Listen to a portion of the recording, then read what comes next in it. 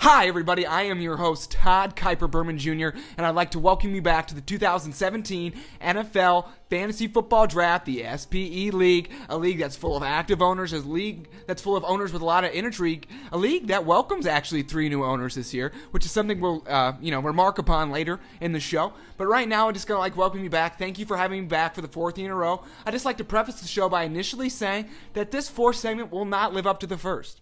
It will probably not live up to what you thought of the second, but I can guarantee you this, it will, like most movies, beat the 3rd version of that. We've hired a whole new directing team, a whole new hair and makeup team, because the 2016 version really fucked up for Todd Kuiper Berman Jr. and his staff. Didn't do a very good job, but like I said, we got a whole new management team on here. It's going to be really exciting. Going to be exciting to see not as many production elements come into play this year, but we're just going to give you straight hard stats. We're going to give you facts. We're going to give you info. We're going to give you everything that you want, and of course, we're going to get you that fantasy football draft order today. That is going to happen today. There's not going to be 6 videos you're going to have to wait for or anything like that. Of course, the commissioner of this league has been pressuring myself, even though we are 75 days away, to get this video done pretty much ASAP. News is he has a lot of free time. So anyways, we're going to move right in. We're going to start talking about the league this year. First off, let's give a moment of silence to the owners we are going to be missing. That's Mike Marone, Carl Kraus, and of course, Detroit Piston, Truck Thompson. And that about wrap up the moment of silence. I think that means we need to move on to the new owners for this year. That's, of course, I'm talking about Mike Zimmerman, I'm talking about Evan Green, and I'm talking about Mike Flower. First off, Mike Zimmerman, bit of a wild card when it comes to the league. What's he going to do? You know, he's a big Chicago guy, so he's probably going to lean NFC North heavy. Probably going to be drafting that tight end out of Green Bay early, Martellus Bennett. Even though he hates the Packers, he loves production. That's what Zimmerman does. And like I said, a little bit of a wild card. Don't know where he's going to go. He's probably going to go off the wall, draft kicker, 3rd round, maybe defense, 4th. Get those out of the way early. He knows the strategy of drafting top 10 position players is the way to go. So that's ideally what he's going to be looking to do. Of course, you move on then to Evan Green, a lawyer, a guy who's recently just graduated law school. You know, he's going to be pulling all the analytics. You know, he's going to be pulling all the sub-analytics. You know, he's going to be pulling all the minor and major analytics that he can find on the internet. This guy is about analytics. He's going to come at it with a very analytical approach. I also just want to bet with a friend that I would say analytical 8 times within this sentence. Analytical, just in case I miscounted. Analytical. But then, the next thing I'm going to talk about is Mark Flower. That's right, Mark Flower, a guy who knows his sports, a St. Louis area guy, so he probably doesn't know football as well because they don't have a team. But again, we'd like to mention that this guy does know sports. He's a real savvy owner. Again, I'm going to say that about a lot of owners today. It's a word I've really been grooving upon lately, as well as the word groove upon and groovy. That's a great thing. Coming from California, that's what you're looking to do. But of course, I'm talking about Mark Flower, though. He's going to be a good owner. He's going to be a traditional owner. He's probably going to look for him in the middle pack of the standings, like going to make a playoff run and that 5 or 6 seed. Definitely a guy that I could see doing that. So let's move on to the standings from last year. The first team we're going to talk about, of course, is Dez Confused. A team, by looking at my stats here, scored the 5th most points in the league, but ended up in last place. So you can obviously assume he was very disappointed. Only made 13 moves, which of course is an unlucky number. So you know that most of the league, his troubles were his fault. Again, he should have looked at that. Solid roster, though. He had 5 top 10 players in that starting lineup, a couple on the bench. Had some real disappointments in Gary Barnidge and Randall Cobb. Let him down throughout the year. Jamal Charles played like twice. Also a big letdown throughout the year for him. But again, just a team full of bad luck. It's been 2 years in a row now. He's been in the top 6 in points scored, but in the bottom of the standings. I believe he got 11th place last year, 12th place this year. If this was the English Premier League, he would be subject to relegation 2 years ago. But thank God it's not. It's a fantasy football league. The guy pays his dues. He's going to be in the league. And, you know, what can you expect from him but nothing less than probably a last-place finish again. Had a really rough couple years. We're now going to be moving on to what was technically the 9th-place team last year, and that's Dan Ingram's team. That's Zeke's Freaks. Now, I'm going to also take a moment to apologize if I ever, choke. On air mid-sentence. I'm not drinking any water. I'm trying to do this in as many fused breaths as possible. So if you see my face getting red and passing out while watching this video, maybe shoot me a text. Let me know how you're doing to see how I'm doing. That's what Todd Kuiper Berman Jr. asks of you. But you're looking at Dan Ingram's team. You're looking at Zeke's Freaks. We're talking about 53 acquisitions, 3 trades. You're looking at a roster that was real solid. Russell Wilson, Jay Ajayi, of course, had a couple big streaks of 200-yard games. You had Doug Baldwin, who was consistent. Greg Greg Olson, G-Reg, of course, from the University of Miami and the Chicago Bears, and a solid defense in the Kansas City Chiefs defense. But you're looking at this roster, and the problem you see with his season last year was a 3-game losing streak to close out the season, which is just something you can't do. If you want to be a Zeke's freak team, if you want to have a freakish team, you don't lose your last 3 games of the year. That's just something you don't do, and that's something Dan Ingram's team did. So yeah, he's looking to improve upon that this year. Depending on where he goes in the draft, he's probably going to go running back early, probably going to target Ezekiel Elliott. He's an Eagles guy, you're probably going to look for him to draft Alshon Jeffrey as well. Maybe Carson Wentz in the later round sneaks him in. I don't know. Dan Ingram, sneaky guy. Anyways, moving on to the 8th place team from last year. That would be Tom Hummel's team, which was appropriately named Clown Show because this team was a joke. Had the lowest point total scored in the league. Also had 56 acquisitions and 5 trades, though. So despite this lowest scoring team in the league, he obviously made moves. So not only did he draft a shitty team, he also acquired a shitty team. So Hummel, he's going to be wanting to improve upon that next year. And yeah, you look at this roster, though. He did have a good quarterback, did have a good running back, both based out of the Atlanta area. So he's all about that dirty South.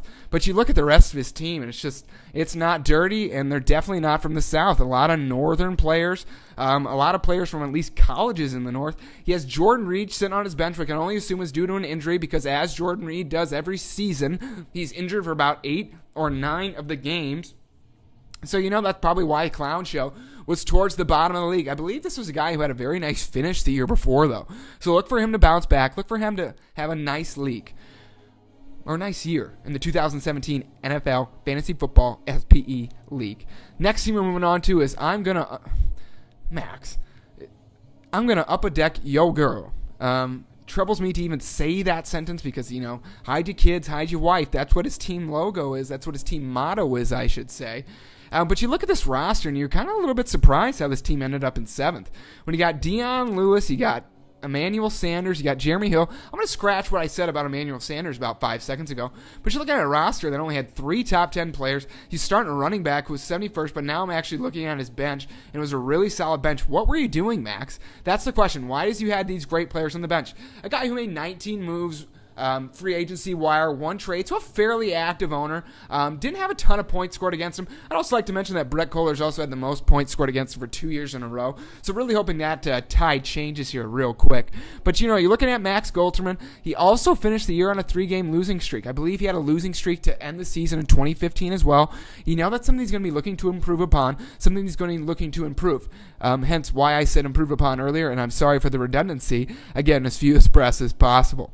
But you're looking at the Max Goldman's team here again, and just consistent across the board, a 500 team, nothing crazy. You're looking at that record of 6-7. It was a real tight low, and to put it in layman's terms, a clusterfuck from about standings 9 through about 6. About any of them could have made the playoffs. Any of them could have made a run for the championship. We're going to talk about the people that made a run for a championship a little bit later on in this segment. But right now we're talking about the guys that were in the consolation bracket. And Max Goldman was one of them. Didn't have the strongest, finish to the season, but, he didn't quite make the playoffs either. But, life happens. So now we're moving on to, of course, not trading. No, we're not. We're actually moving on to buy Matt Jones, who was finished in 6th place, which, of course, I take that back. He was in 5th place, which, of course, is the second to last team in the winner's bracket. But, hey, this guy made the winner's bracket. That's what he did. The thing about him, he had a 7-6 record. He scored about league average points-wise, had about league average scored against him. So he did his job. He showed up to the plate every week. He stepped in. He dug his foot in that dirt. He dug that foot in that Tempe dirt. It's about 110 degrees, and he wasn't wearing shoes, so he burned the bottom of his foot. But he somehow stayed alive, and that's how he made the playoffs, and that's how he got 5th place and didn't get 6th place. So you got to look at that as a solid finish for him. The first thing you got to look at is Andrew Luck, solid player. LaShawn McCoy, solid player. Mike Evans, solid player. You look at this roster, a bunch of solid players, a bunch of really good players. Surprising he only got 5th. He had to be let down by his playoff performance. He had a crushing defeat in the first round, which led him to the consolation bracket, of course, of the winner's bracket. Lots of brackets being used in that sentence. Bracket, just won that bet. But yeah, the running joke here is I'm trying to say as many... Anyways. Matt Jones had a solid season. David Cole, real good team. He was actually really good on the road. Somehow fantasy football calculates home wins and away wins. I'm not sure when that is. Maybe he was actually traveling on the road. This is a guy that likes to travel to a lot of destinations. I saw on his Snapchat earlier that he's going to Jamaica. I did see on his Snapchat about a month ago he went to Los Angeles and didn't give a call to his pledge dad as something that he knows he's still holding a grudge against. But, life happens. David Kolb happens. By Matt Jones happened. Matt Jones is gone. He's off the Redskins now. Some could say Kolb can read the future. So I'm guessing he's going to read the future, have a nice high pick in this draft, make a good move. And you're going to look to see David Kolb again in the playoffs this year. We're moving again to now what was the 4th place team last year, and that, of course, was Dylan Crane's team. Didn't change his name from last year. I like it. Takes guts, takes balls, takes bravado. That's what Dylan Crane is known for, and that's what he does. He's a high-risk, high-reward kind of player. You're looking at this kind of guy. He made 54 moves in 5 trades. So not only was he not satisfied with the team he drafted, but he was not satisfied with the team he had in Week 3. He was not satisfied with the team he had in Week 4 or maybe even Week 7.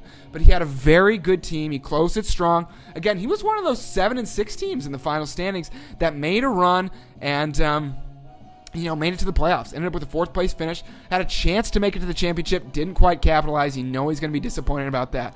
Again, though, his name is Too Much Sauce. And I think the question is, can you have too much sauce? I think I brought that up last year. One of my guests brought that up last year. And I think it needs to be addressed again. But you look at this roster, Marcus Mariota, a guy who's going to get you those rushing yards. Only the 14th ranked quarterback. I believe he's going to be a higher ranked quarterback this year.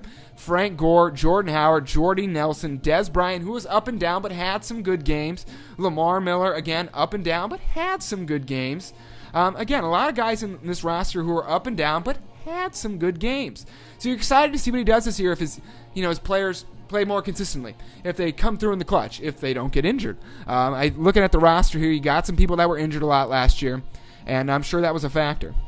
Now, moving on to the 3rd place team, that's, of course, Nathan Sprunk's team, rookie monster, a guy who's finished in the top 4 for 2 years in a row. That's right, 2 years in a row. Nathan Sprunk, kind of the underdog champion of the league, I guess is a good way to put it. Now, do I get his name, Rookie Monster? No. I look at this guy's logo, he's got a gif of Cookie Monster. Now, I get the monster to monster relation, but I don't get where the rookie comes in, because if there's one thing Cookie Monster is that he's not a rookie. That guy's been eating cookies since my childhood, so don't dare put that label on him. But anyways, moving on, you're looking at his roster, 39 acquisitions, 4 trades. Aaron Rodgers, of course, the top fantasy football league quarterback again.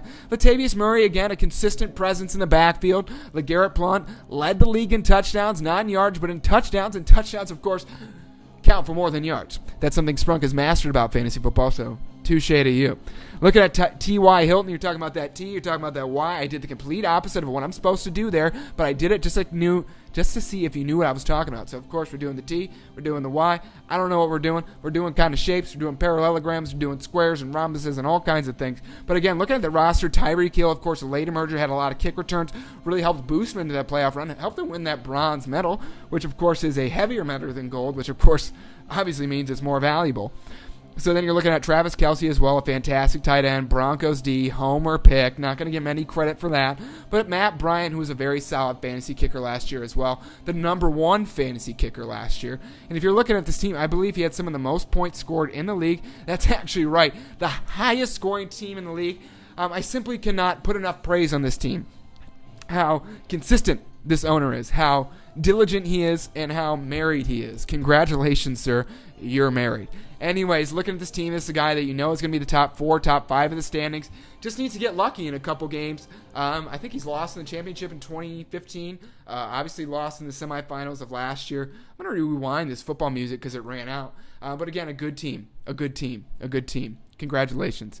Looking at Cameron Herman, you're looking at a second-place team that went 7-6 in the regular season. That's right, a 7-6 team made the championship, which just goes to prove, I am sorry, he finished the regular season 6-7, folks. Gosh, I am all over my facts today. I got to really step up my game. This team is not training, not trying. He was a fantastic team. 6-7. He made 77 moves. He made 9 trades. So guess what? He was trading and he was trying, and that's how he ended up with the second-place finish. It's weird how a lot of these names in the leagues correlate to with how these teams finished. I guess that makes sense except for Zeke's Freaks, which of course was not freakish as I mentioned earlier, and Dez Confused. Actually, if you look at that team, it was very Dez and very confused. So yeah, tough year for him, but he ended up losing the championship, ended up getting kind of slaughtered in the championship. But you're looking at this roster though, and you kind of wonder how in the hell it made it to the championship. You got Phillip Rivers, Le'Veon Bell, who's a good player, but Charles Sims, DeAndre Hopkins, who was a disappointment last year, led to a lot of last-place finishes in fantasy last year. Dontrell Inman, the San Diego wide receiver. The Delaney Walker was a good tight end. Ty Montgomery, ups and downs. Got some carries, though, from the running back position, which probably benefited him late in the season. You got the Texans D, which is, of course, a consistent and steady force, looking at Jadeveon Clowney there, who had a fantastic breakthrough season without J.J. Watt on the interior. And then, of course, Justin Tucker, probably one of the best kickers of our time. But again, how did this roster make the championship? Nobody will ever know, but Cameron knows, and that's how he did it. He doesn't share his secrets. I've tried to been prying away secrets from him for the past 15 to, well, I haven't even known him that long, but I guess you could say the next 4 to 5 years I've been trying to pry secrets out of Cameron, and he just doesn't fess them up. And that's how he makes the championship of fantasy football games. Congratulations to you on a fantastic season. And, of course, we now move on to our champion. That's, of course, Slater and the Mountain Men. That's, of course, Jordan Mallon's team. A fantastic team. I don't know why I went to an old Jew there, but I apologize. I just slipped right into it. But when you're looking at Slater and the Mountain, Todd Kuiper Berman Jr. here, you're looking at a team that had a fantastic regular season, a 10-3 regular season, first place in the regular season. He had Tom Brady, champion. David Johnson, champion. Julian Edelman, champion. All these guys, champions. He capitalized on an early pick last year. He capitalized on that with David Johnson, and he made himself a fantasy champion. That's what you do when you take top picks. You don't take top picks and trade them. You take top picks, and you make draft picks, and you win championships. If there's one thing Jordan Mallon knows how to do, that's it, and that's win championships. Also, the name Slater and the Mountain Men, what a fantastic name. It looks like he's got the brawn. No, he's got some guy drinking a Dr. Pepper at his logo. Of course, 23 flavors and spices. Some could say Mallon's team has 23 flavors and spices. It has one championship, though, and that was last year. Congratulations, Jordan Mallon. So, yeah, let's just get right to it, folks. Let's get to the moment you've all been waiting for. That's right. The ping pong balls, man. I found it.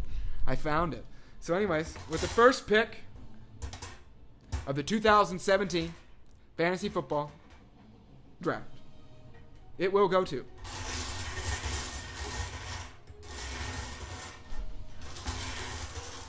fucking machine.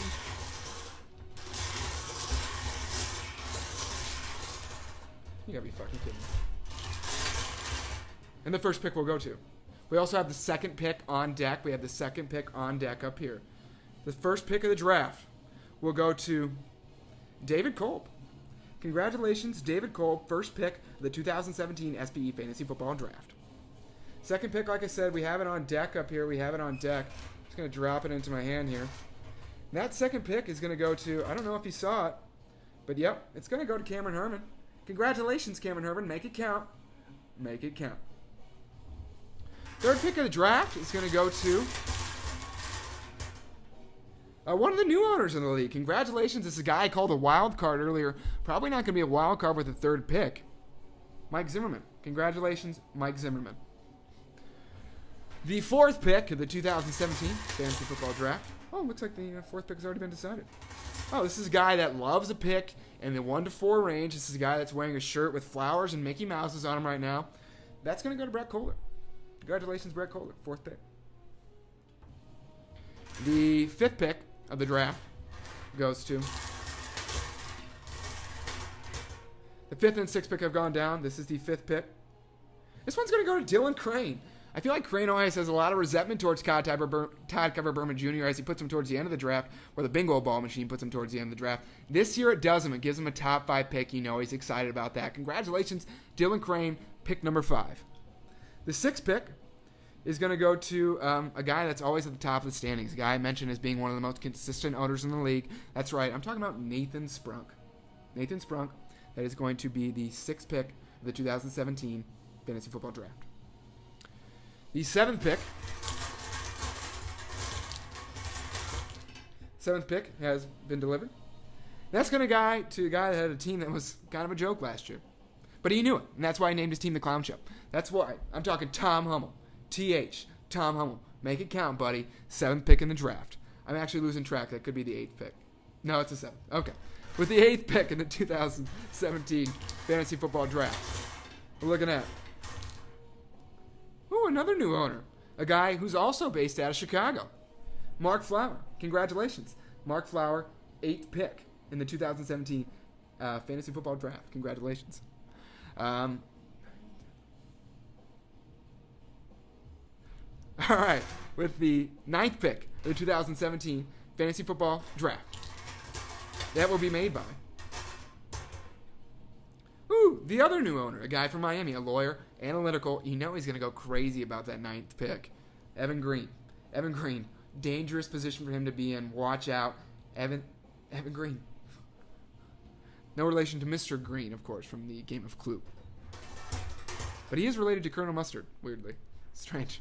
Anyways, with the 10th pick in the 2017 draft, that's going to go to... It's going to go to Max Goldman. Congratulations, Max Goldman. Hope all is well from here at Todd Kuiper Berman Jr. Studios. Excited to see what you do with the 10th pick. It's a really nice pick, a real good slot. You're going to get picks that are pretty back-to-back. I think it's something you can capitalize. Excited to see what you do. Congratulations, Max Goldman. And then there were two. The 11th pick in the draft goes to last year's champion, almost kind of fitting of the NFL, where last year's champion gets one of the last picks in the draft. Going to have that quick turnaround, though, so he's going to get two real high-quality players. Jordan Mallon, congratulations, Jordan Mallon. And I feel like I might have just lost a friend with this, but with the 12th pick in the draft, that's going to be made by Dan Ingram. That's right. He's going to get the 12th, and he's also going to get the 13th pick. A lethal position for him to be in. Honestly, I think he thrives when he has a bunch of middle-of-the-road players. He's going to get about the 12th player, he's going to get the 13th best player, then he's going to get about the 24th and 25th. That's a lethal team. You're looking at about 4 top 10 players if you make good picks there, Dan Ingram. So congratulations. And, of course, that wraps up another year of the 2000 Fantasy Football Draft. I hope you have enjoyed. I am Todd Kuiper Berman Jr., back for year 4. Can't wait for year 5. Can't wait for a fantastic season of fantasy football. Happy mocking, everybody. Have a great rest of the evening. And that's a really awkward exchange. Happy mocking, everybody, and have a great rest of the evening. And cut.